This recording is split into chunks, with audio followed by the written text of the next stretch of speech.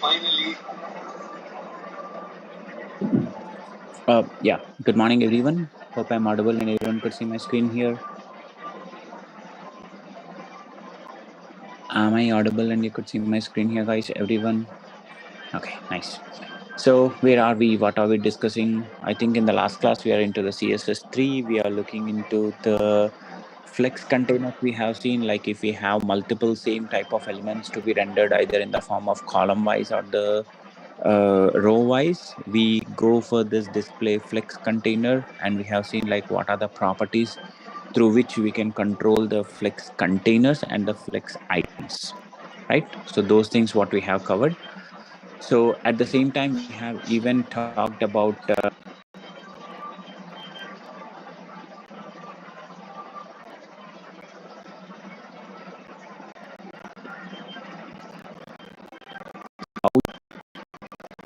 you can write the different set of CSS properties to get rendered according to the device. Okay, so I know that the last topic we have discussed, so let me elaborate much more on the media queries. So this is what we discussed. When we say media queries, the main intention of going with the media queries is to provide the look and feel for the user with the same page. We are not going to create multiple pages here, but we are going to have the same page or the same piece of code. We are going to add the intelligence to the page content so that it is going to pick up the corresponding CSS according to the device dimensions, isn't it? So that is what we have discussed. Now, if for example, this is the page what we have created, a page which is showing the message, a page which is showing the ads block and all. Now, when I want to go switch between this multiple look and feel, you see when it is 300 pixel, this is how the look and feel is going to come. When it is going to be 600 pixel, this is how it is going to come. When it is bigger screen, this is how it is going to come. Okay, so we have added a different set of CSS just for this block we have added. Now we are going to add multiple CSS properties or multiple containers. We are going to add it. Okay, so now in this case, the very first thing what we need to observe here is the way of giving the CSS or way of giving the CSS media queries. So how it is, we always give the media queries by using something called as @media as predefined property. We already used keyframes, right? In the same way, we say @media. We need to specify what is the screen type that I already mentioned. You can specify all, we can specify screen, we can specify TV, we can specify like handheld, which is going to tell you, we can specify print also, which is going to tell you at what device this corresponding CSS properties has to be included. Now, when I say at line number 44, when I say @media screen, which indicates that any color device and its maximum width is going to be 300 pixel. These are the properties which need to be applied. Any color device which is having the maximum width as 300 and the minimum as 300, this set of CSS has to be applied.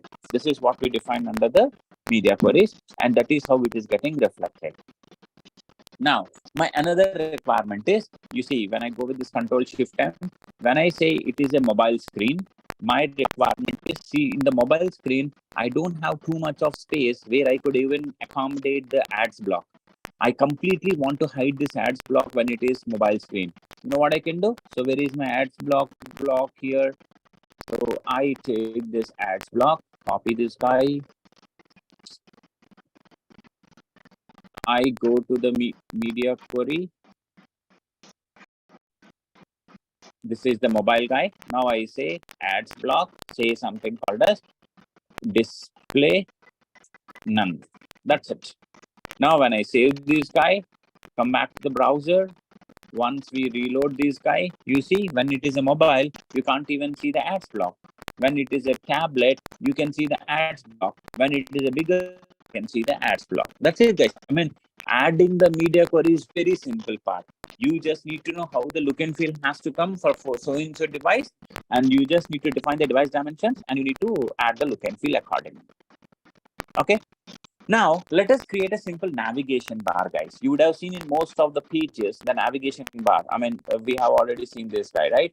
When you go with this getbootstrap.com, okay, You see on the top, there is something called as a tab structure where you could able to see the docs, examples, icons and all. But the same, when I go with the smaller window, let me go into the Firefox.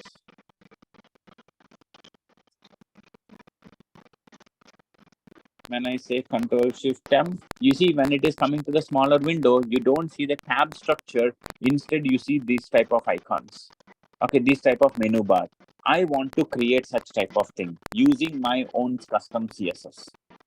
Okay, I want to add my own Bootstrap CSS using which I could able to implement the same. So let us see how we are going to do that. Now I say, first of all, let us make it done for your for a desktop page. Okay. Now I say div, say some class equal to navbar.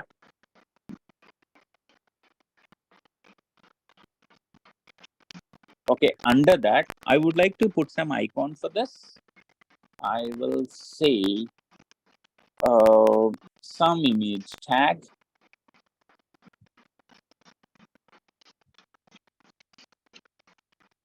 No, I directly go with the tab structure. That is better. I say tab container. Okay. Under this, I'm going to say some multiple divs here. I say something called home. I say something called as careers. I say current projects we are running, or current projects, I simply say our clients, contact details. Okay, these are the tabs what I'm adding, the 4 tabs. Now when I save it, come back and reload this page, this is how the tabs are coming. Now for this tab structure, this tab container, okay, this has to be part of, for example, let me add it under the main part, main block.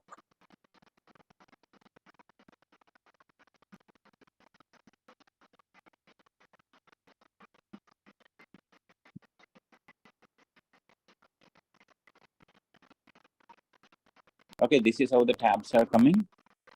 And this tab container,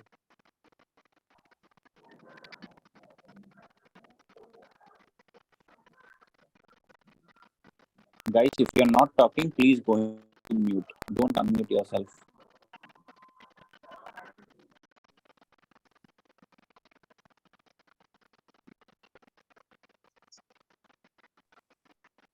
Okay. Now under this tab container, I say whatever the divs you have, say some border 1 pixel solid.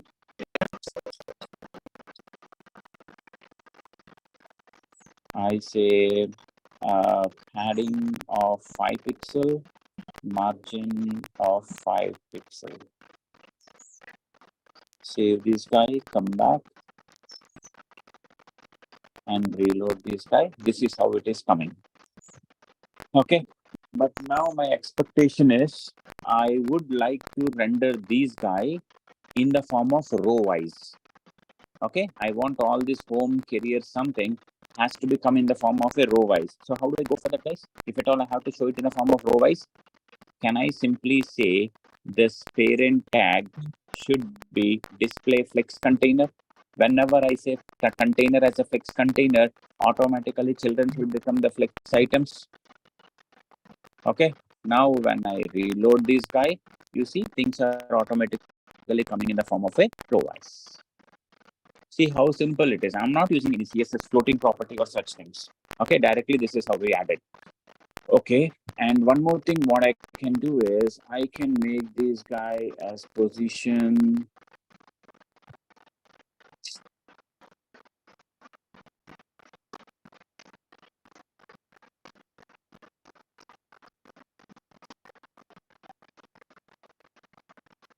Absolute. Let us come back and reload this guy. This is how it is.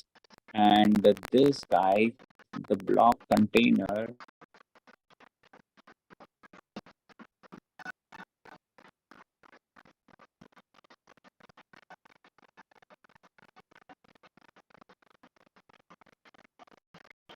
This is how the message block is coming. Okay. And for the tab container,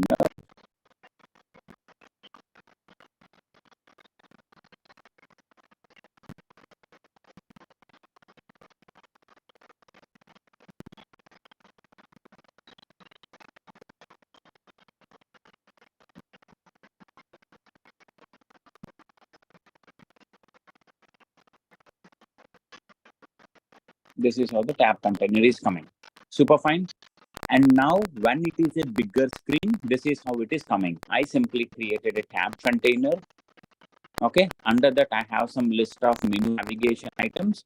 This is how the tab container is coming when it is a bigger screen. Super fine. I mean, we are fine with the bigger screen. And another thing, on clicking of home, careers and all, what need to be done, we will take care it in the, I mean, you know what need to be done. Right, let me add some look and feel also for this. I say tab container and a div when it is colon hover. I say background color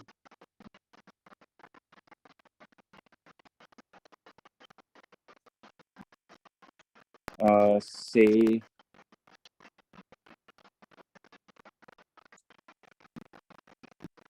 sure. Save this.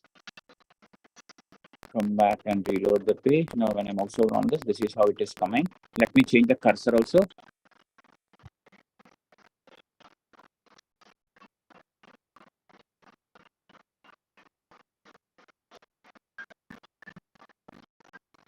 Save this, come back and reload these guys. So this is how the tab structure is coming when it is a bigger screen. But now the same guy, when I go with the smaller window, reload, this is how it is coming. Now when I go with the smaller window, this is how it is coming. And when I say 300, this is how it is coming. The look and feel is completely breaking. Okay, why I'm getting a scroll bar horizontally here. See, you should be able to see the scroll bar which is coming. I don't want this. In general, what I need to do when it is a bigger screen, when it is say something called as 800, this is coming in the tab structure, that is fine for me. But when it is a complete bigger screen, this is also fine for me. But when I'm coming to the smaller window, I don't want to have the tab structure. Instead, I want to automatically commit as a menu bar. Okay, my requirement is automatically it has to come like a menu bar. So what I can do, guys, just imagine like by default, the float flex direction is coming in the form of row wise. Can I simply change that guy into column wise? Okay, what I will do is, where is my tab? Okay, I'll do one thing. All this tab container.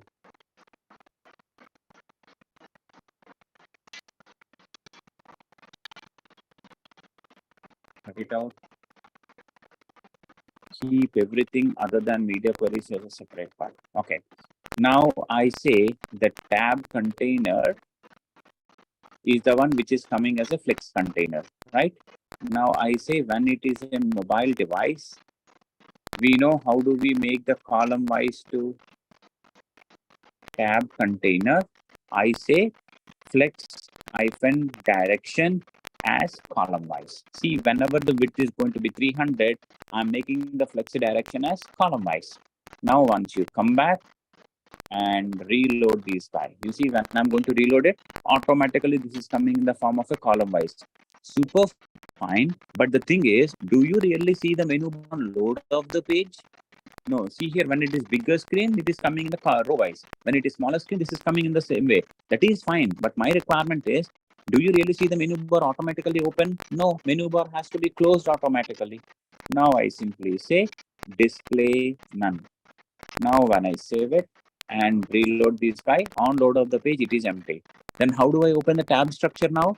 In order to open the tab structure, do I need to have a menu icon on the right top of the page? I need to have it, right? I need to have the menu icon here. Now let us go with Bootstrap icons. Oh, sorry, Bootstrap, we haven't discussed it, right? Let us say menu icons. Once I cover the Bootstrap container or Bootstrap API, then I'm going to talk about how do you get the menu icons also. Not only menu icons, lot of icons are there, we can add it. So for now, I will go with any of the icon symbol. I think this is the icon which I can go with. I can right click on this, open image in new tab. This is how it is. Let me save this guy. Save image.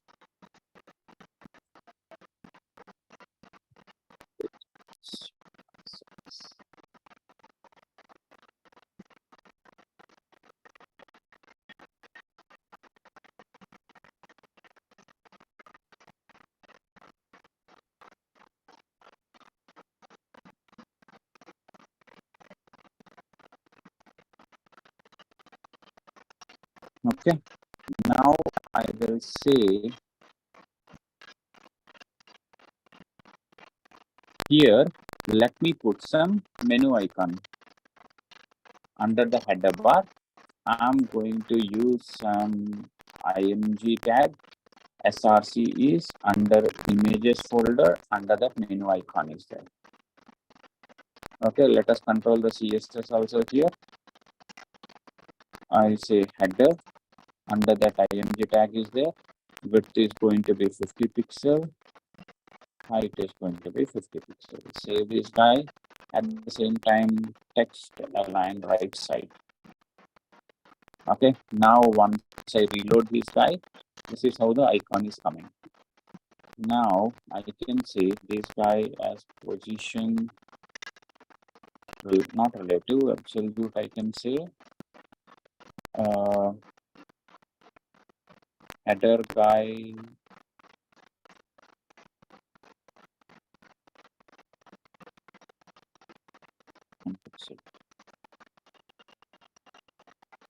okay, this is how it is coming.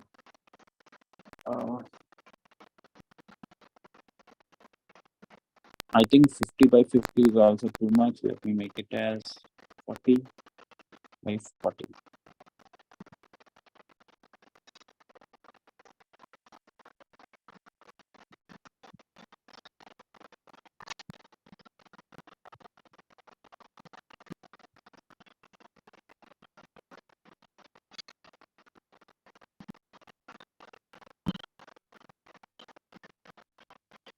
Okay, this is how the menu icon is there. Top is -1 pixel.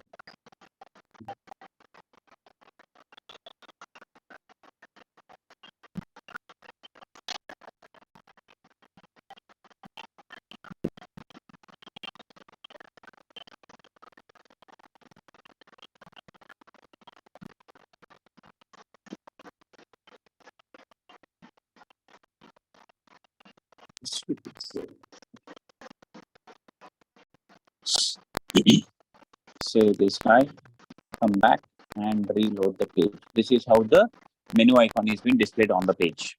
Okay, now my expectation is on click of this menu, you need to show this tab structure. Okay, let me add the on click operation for this. On click equal to show menu bar.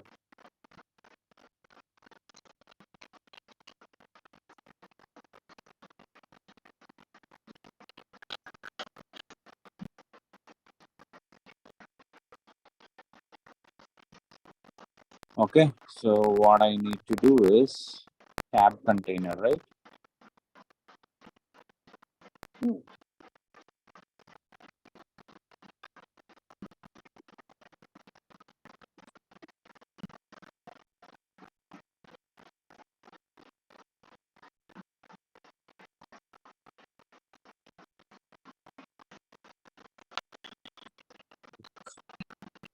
So let us reload this guy.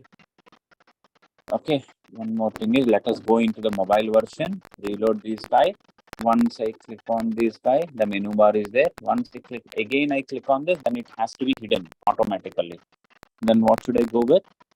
First of all, I need to check this. What is the status? Otherwise, if you go with the jQuery, we have something called as toggling, right? But right now, I'm not going with the jQuery. Now, I will say document dot so and so. How do I get the display property of it?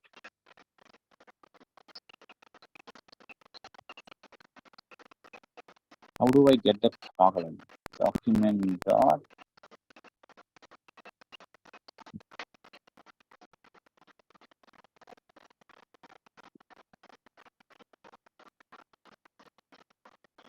toggle attribute. I have the toggle attribute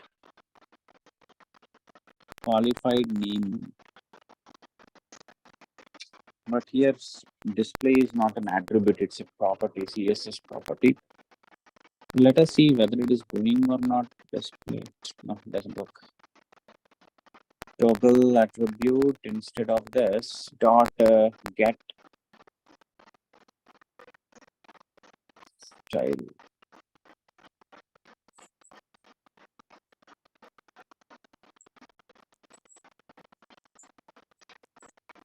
How do we get that display property, whether it is hidden or shown?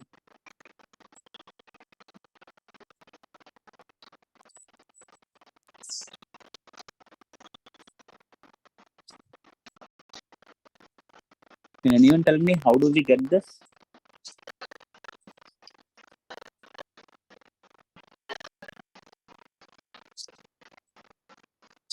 Shloka, can we count the number of, no, that will be, we can do that.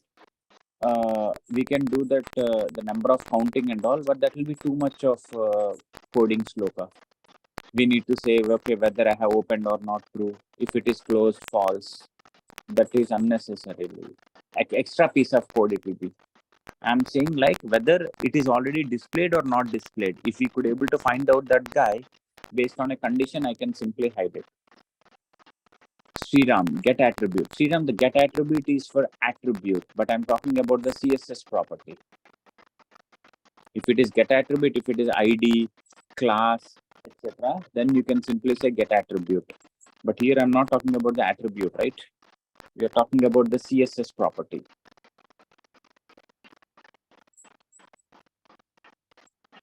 Okay, display inline block, we use row wide serve.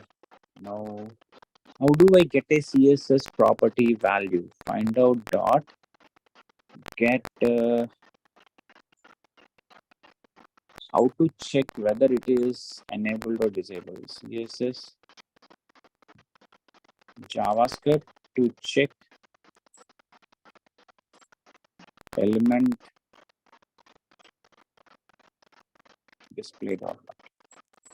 Check visibility, which returns to if the element is visible and false otherwise. Okay, let us talk about the check visibility.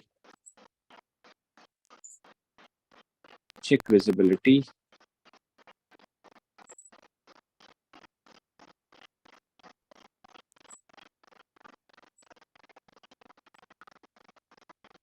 Reload, inspect, go to console. Once I click on this guy, it is true. Once I click on this guy, it is true. Every time it is true. When it is going to be hidden. Document dot table tab structure.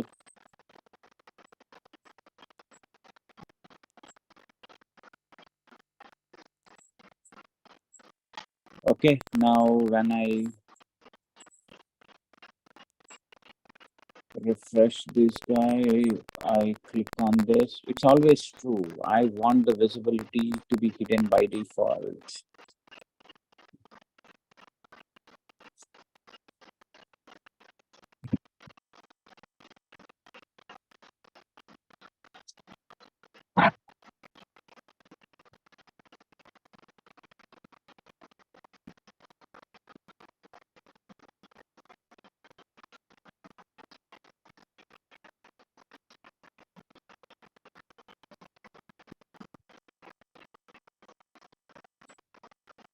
Okay, this is always true.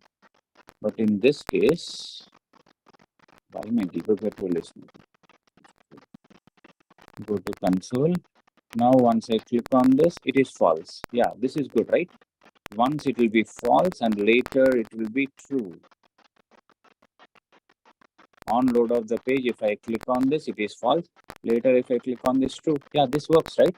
Now, what I will do is, I will check the visibility. If this guy is true, if the visibility is true, I need to make that guy as hidden. This guy as none. Else, in this case, I have to show it as block. I'm just adding a toggling, guys. So what I'm doing is I'm checking the visibility of that guy. If it is visible, you have to hide it. If it is hidden, you have to show it. Save this, come back and reload these guys. See, right now it is being hidden. Once I click on this, it will be shown. Once I again click on this, it will be hidden. Click on this, shown, click like something like this. Okay, on click of this, what need to be happen? We are going to write code. But one more thing, what I have, when it is a mobile, yes, we have added the piece of code. See here, I have the menu bar. Once I click on this, then only the icons are coming. Once I click on this, something is going to happen. But my question is, when it is coming to the bigger window,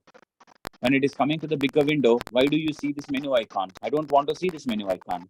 So what I will do, it has to be hidden when it is a bigger screen. Where is this menu icon? This menu icon, let us put some ID, sorry, a div.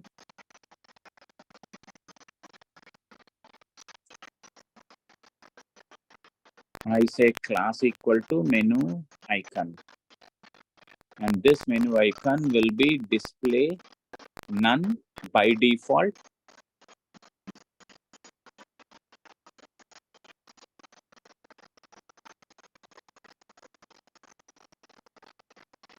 This is display none by default. But when it comes to the mobile device, I make it as display block. Save it, come back and reload the page. When it is a bigger screen, I don't see the menu icon, I don't see this. But when I'm going into the smaller window, I see the menu icon. Once I click on this, the things are coming in the row wise here. That's it, guys. This is how I could able to create a menu bar even when it is a mobile device. Are we clear? Everyone? Okay.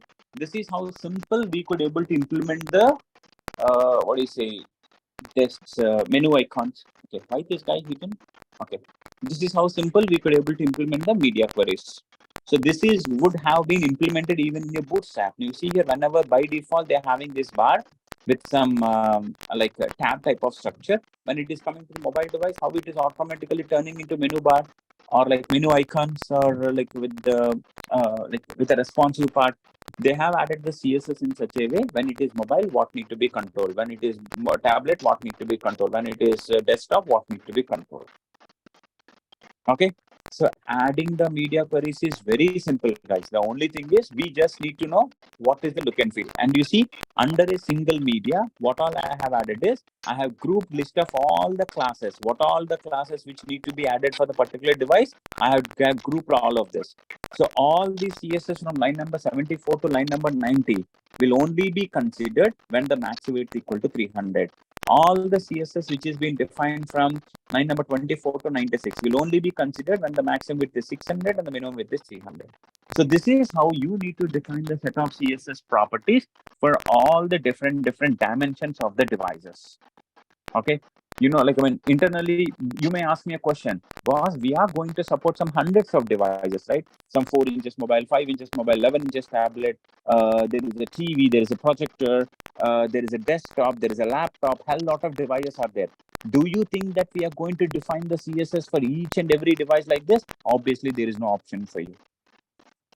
When you are going to be a UI developer, when you are creating a web page which is supporting the media queries or which is supporting the responsiveness, in that case, for sure, we need to write the media queries according to the corresponding device. We just need to mention the device dimensions. We just need to define the set of CSS properties, what all need to be shown for a particular device dimensions in this way. There is no other option for you. That is where people actually go with the Bootstrap CSS API, guys.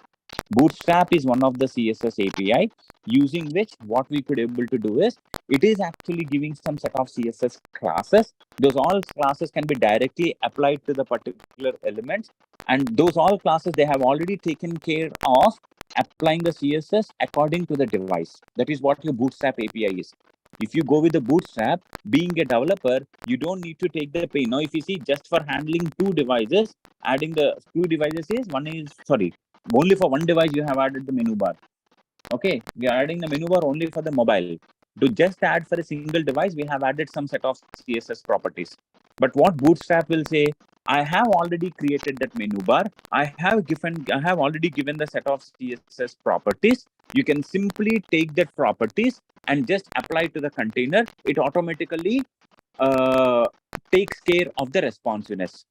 That is the advantage what we have with your Bootstrap APIs. Not only Bootstrap, when you go with the Angular material, when you go with this React material, so extra CSS or whatever the CSS APIs they are giving, they automatically take care of handling the responsiveness. That is what the advantage you're going to get it, guys.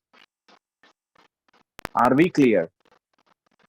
Anyway, once I come to the Bootstrap, I'm going to tell you. But here the problem, what we see here is we are unnecessarily having n number of CSS. And that too, if you see, are we adding the complete content onto the page? No, this container is having some 3 blocks. One is the tab container, message container, and ads block. That's it. Now, once we think of a page as like your Amazon, imagine a page like an Amazon where you have n number of properties are there, n number of containers are there, n number of elements are there, images are there, contents are there. How you're going to handle the responsiveness of all the content according to the device for all the n number of devices?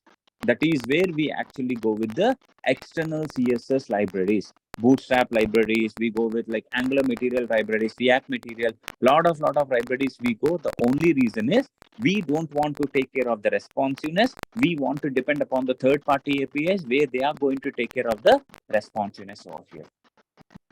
Okay, and whenever you are adding the media queries, it is not only for the devices, guys. We can even specify the media query for the printers also.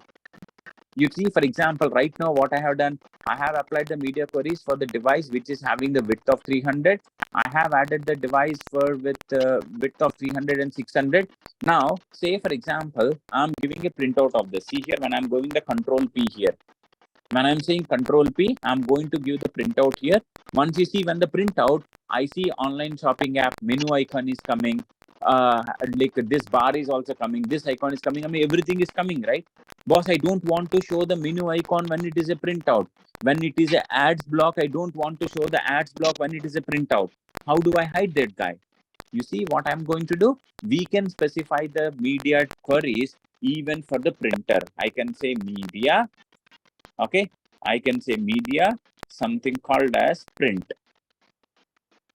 So any CSS, what you're going to define over here, those are not going to apply while the page is running, but those are going to apply when you're going to take a printout of it. Okay, now I say ads block has to be display none when it is a printer.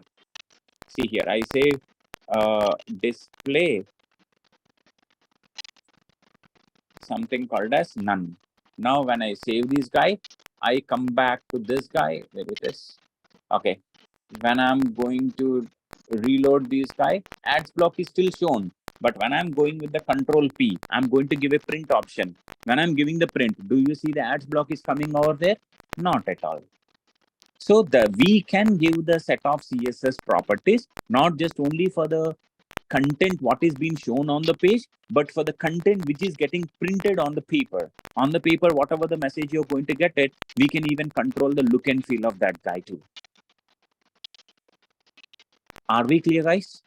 Okay, whenever you say something called as @media, or say for example, I don't want to see the border for this guy, about to show message, I don't want to see the border.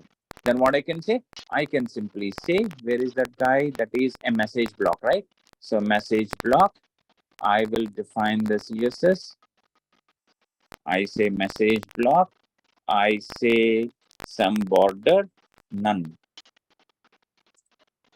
Okay, save this guy, come back to the page and reload this guy.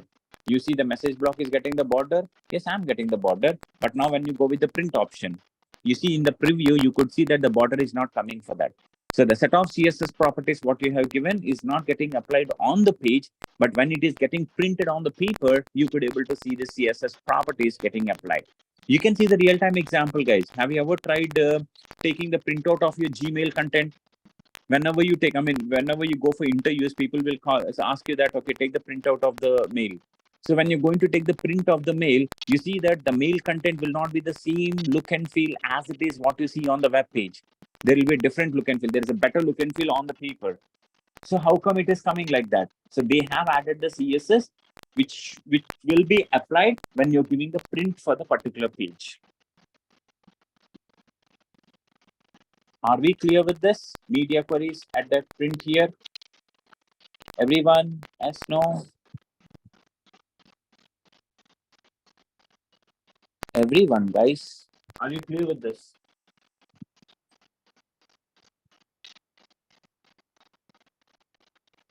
Okay.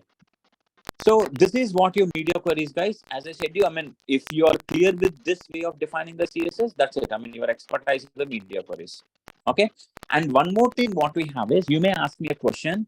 If you see, for example, line number 99 to 107, it is for print option. Line 93 to 97 for the device, which is a tablet under 300 and 600. When I say 73 to 91, it is for 300 pixel device. As I mentioned you, there are hundreds of devices what you will be supporting.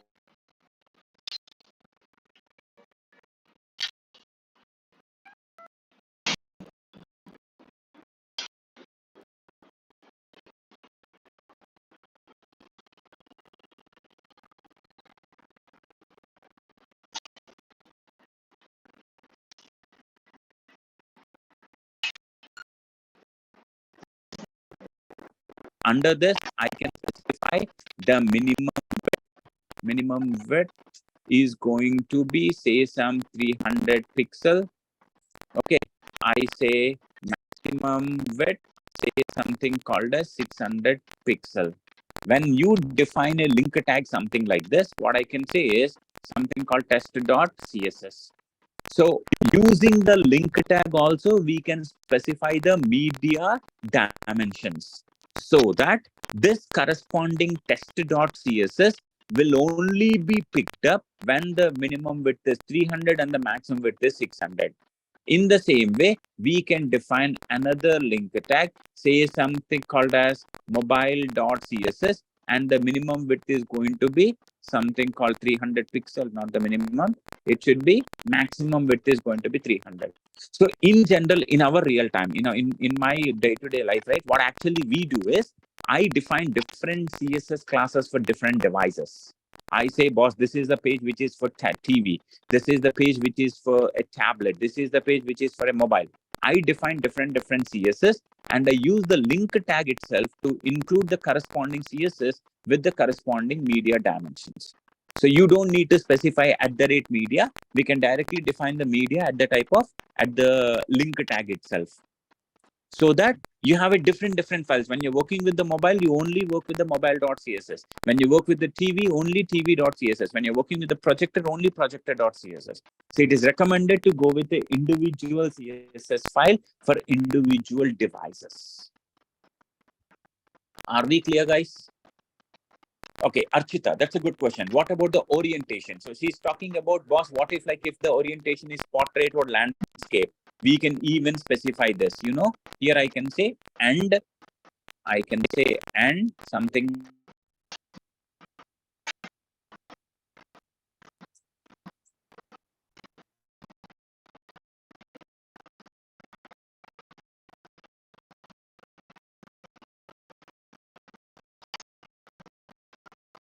And in the media, what does that mean?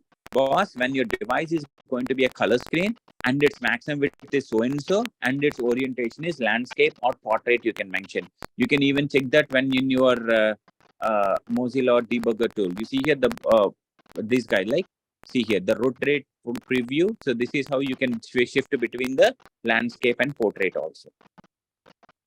Am I clear, Archita? That's a good question. Is everyone so clear about the media queries, guys? Or do you see any confusion or complex? Are we good? Can we go forward? Okay. So make sure whatever the project you're doing, I mean, in general, guys, the easiest way of developing the media or making the web page to be responsive is always stick to your development to the desktop. When you're developing the desktop, when you're developing the web page, strictly write your CSS according to the desktop only. Okay, now you write each and everything. In the desktop, it is working super fine. Now you shift that guy to the mobile. Once you change that to the mobile device, then you will get to see what all the things which are getting broken. Now, based on the things which are getting broken, accordingly, you write the CSS properties for it. As simple as it is. Okay. While you're writing, if you want to consider this for mobile, this is how it is, tablet, it is like it will be a complex part. In general, this is what the shortcut I generally follow. Whenever I'm going to develop a web page, I make sure I'm going to write the CSS only for the the bigger screens. Okay, for a desktop, I'm going to start working with. Now I shift that guy to the mobile. Now I shift that guy to the tablet. Now I see what all the things are breaking. Obviously, not 100% it will be broken, right? I'll see, okay, what are the things which are getting broken. Now I apply them using your media queries. I just only control that, guys. Okay. So make sure everybody does the enough practice on that. This, guys, media queries, it's one of the very, very simplest thing. And very advantage part what you have, using which you can get the responsiveness. And now when you're putting in your resume, you can even say that technical skills, even you could able to develop the responsiveness web pages using the media queries. And under your roles and responsibilities, that day we were talking about this resume skills, right?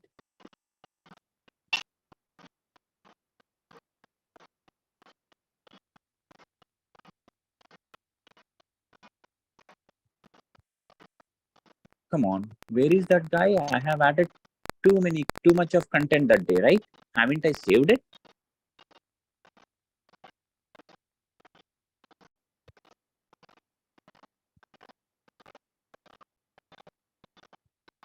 Don't say that, man. I haven't saved that guy, guys. The day we talked about the project, for the description, etc. Oh my God. Okay. For example, here you can say something called as responsive. Okay. You can say something called as media queries, or in future, we will talk about something called as Angular material. You can even mention something called as Bootstrap API, like this. Okay. So that people will understand that, okay, boss, in order to implement the responsiveness, how do you implement? How do we implement using the media queries? How do we implement using Angular material? How do we implement using Bootstrap API? Anyway, I'm not sure about the Angular material. It depends upon you guys. When you join Angular framework, then you can add Angular. Otherwise, at least responsiveness. Anyway, we are talking about media queries in our class, and Bootstrap is also covered here. Then you can mention both of this. Okay. So do mention these guys so that they will understand that, okay, in responsiveness, how do you handle? And even in your interviews, they will ask you specifically, do you have an experience with the responsiveness? So they might not directly ask you about the media queries, might not directly ask you about the Bootstrap and all. They ask you about, like, have you ever worked with responsiveness? So now you can respond saying like, okay, boss, I work with I have handled the responsiveness using the Bootstrap or media queries, whatever it is. I recommend, first of all, you need to, First of all, you need to, for sure, get expertise on the media queries concept, guys. You need to know how do we handle it manually. Later, you can understand how do you do it automatically using your, Bootstrap APIs. Okay. Suresh, in our recording videos, we can see that CV part, sir. Okay, maybe like if possible, guys, try to copy that from the recording part. If anyone having some time, you can copy that part into the resume part so that it will be helpful for anyone for reference.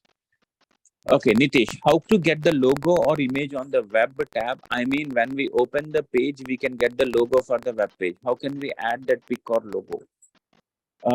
How to get the logo or image on the web? Okay, you mean to say this part you're saying? 1 second. Just give me a second, guys.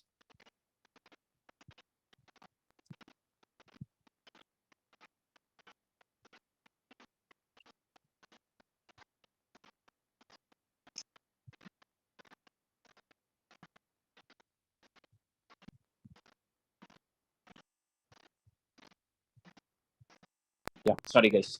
Okay. Yeah, so Nitish, what you're saying is you are talking about this icon, right? You're saying this icon, what you're getting. And if you see when it is Google G is coming, in our web page, nothing is coming. Is what your question is, Nitish? And Nitesh, when you're putting the question, please put it to everyone so that everyone can go for that. Okay, that is very simple. Haven't I covered that? I would have covered that by this time. It's very simple. Whenever you want to put the logo, right, for your page, you can simply say link tag.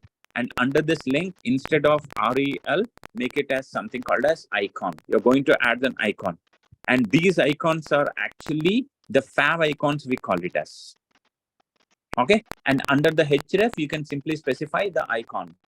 For example, let me get some fav icon list. Fav icons, we call them as. Let us get some icons. For example, this is the icon which I would like to go with. When I say open the new tab,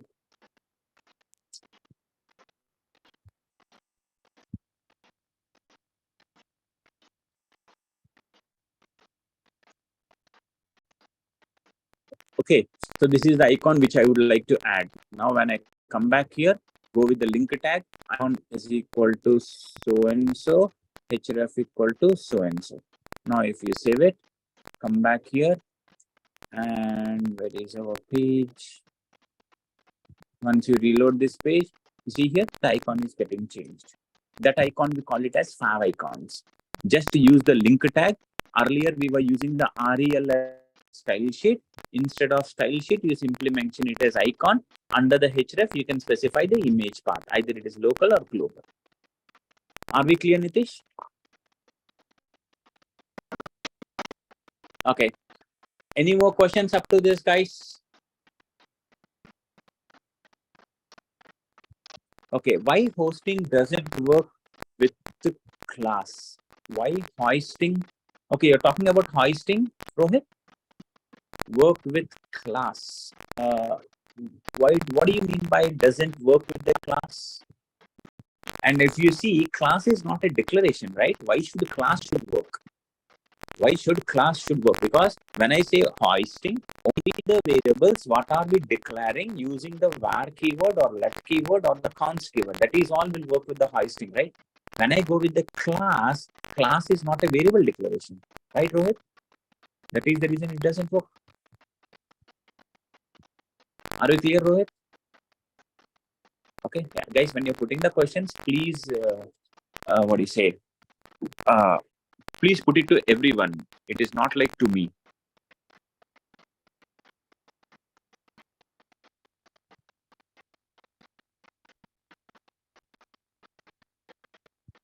Guys, 1 second. Just give me a minute.